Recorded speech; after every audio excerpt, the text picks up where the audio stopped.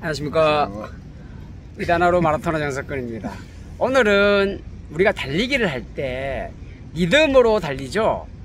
저와 김보건 선수가 자신만의 독특한 리듬이 있을 겁니다. 사람마다 다 그 자신의 리듬이 있는데 과연 어떤 리듬으로 달리기를 하는지 한번 이야기를 나눠보도록 하겠습니다. 저는 오른손잡이입니다. 그래서 우측 팔을 뒤로 당길 때 리듬을 가지고 달리는 편입니다. 그게 트랙을 많이 달리다 보니까 트랙이 시계 반대 방향으로 되어 있잖아요. 그래서 심장과 간이 기준으로 할 때 좌측에 심장이 있어서 실제적으로 무게 중심이 약간 좌측에 설려 있습니다. 그래서 시계 반대 방향으로 트랙을 달리는 겁니다. 기록이 좀 잘 나오겠죠. 그래서 실제적으로 트랙을 많이 뛰다 보니까 우측 팔을 뒤로 당길 때 리턴의 힘으로 제가 달리는데, 로드를 나갔을 때는 반대로 사용하지 않는 왼팔을 사용하면은 오른발 사용의 빈도가 좀 커집니다. 그래서 보폭이 미세하게 커지면서 탄력이 좋아지면서 기록이 조금 잘 나오더라고요. 이거를 저는 대회 때 조금 써먹어 봤습니다, 실제적으로. 근데 이거는 제 기준이에요. 근데 김보건 선수는 저와 다를 것 같아요. 김보건 선수는 어떤 리듬으로 달리기를 합니까? 저는 보통 저도 오른팔 기준으로 당길 때 날숨을 해주고요. 그리고 왼쪽 다리를 착지할 때 그때 이제 그 호흡을 맞춘다든지 아니면은 숫자를 가끔씩 셉니다. 너무 힘들면 약간, 물론 이제 선두에서 경쟁을 하고 있으면은 이제 앞사람 뭐 제가 뒤에 따라간다고 하면은 그 앞사람 이제 발에 그 속도를 맞춰요. 어쨌든 페이스가 같이 뒤에 따라가는 거니까 페이스가 같을 거 아니에요.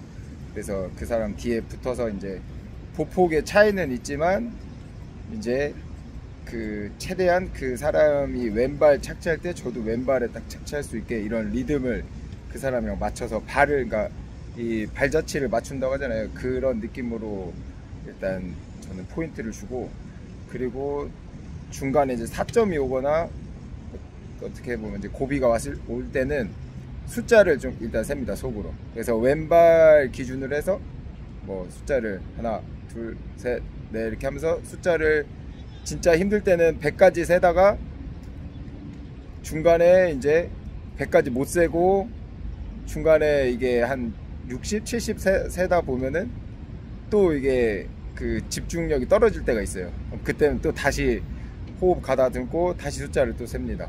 그렇게 해가지고 보통 4점을 넘기기도 하고 제 나름대로 리듬을 찾아서 그렇게 뛰고 있습니다, 저는.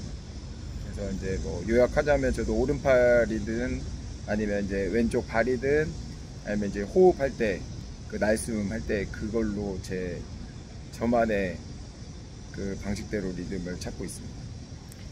저도 예전에 잘 뛸 때 대회 뛰면은 제가 거의 뭐 선두에서 뛰니까, 하지만 풀코스 같은 경우나 하프 같은 경우에 후반에 많이 힘들 때가 있습니다. 그때도 저도 마찬가지로 김보건 선수하고 똑같아요. 숫자를 셉니다. 앞에 시계차가 있으면 참 편해요. 시계를 안 봐도 되니까. 그래서 1분 동안 케이던스를 세는 거예요, 발을.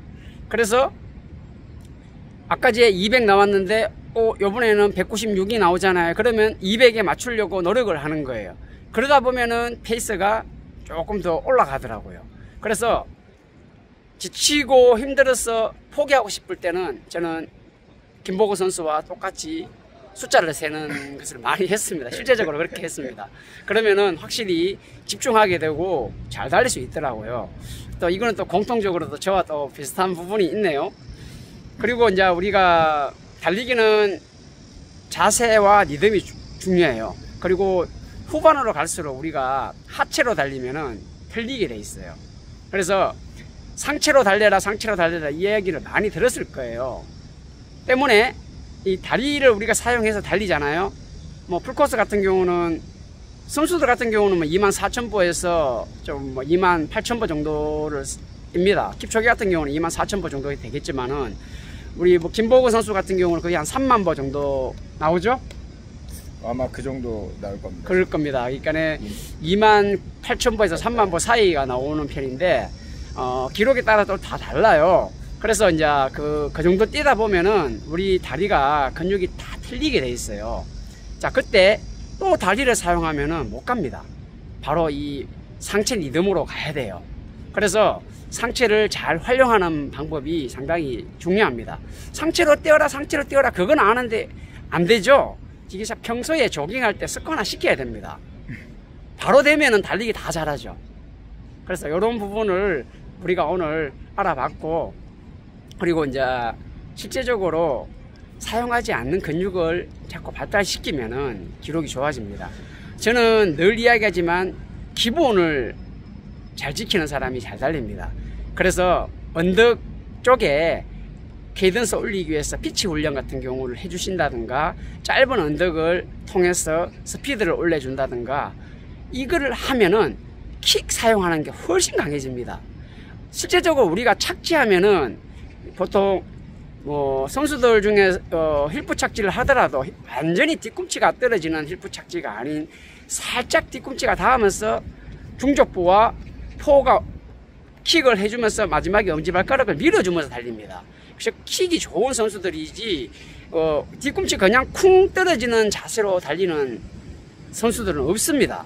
마스터즈와 엘리트 선수의 힐프 착지의 차이는 바로 그 점입니다. 그래서 무릎이 다치는 이유가, 선수들은 무릎 부상 별로 없습니다. 그렇게 착지를 안 하기 때문에.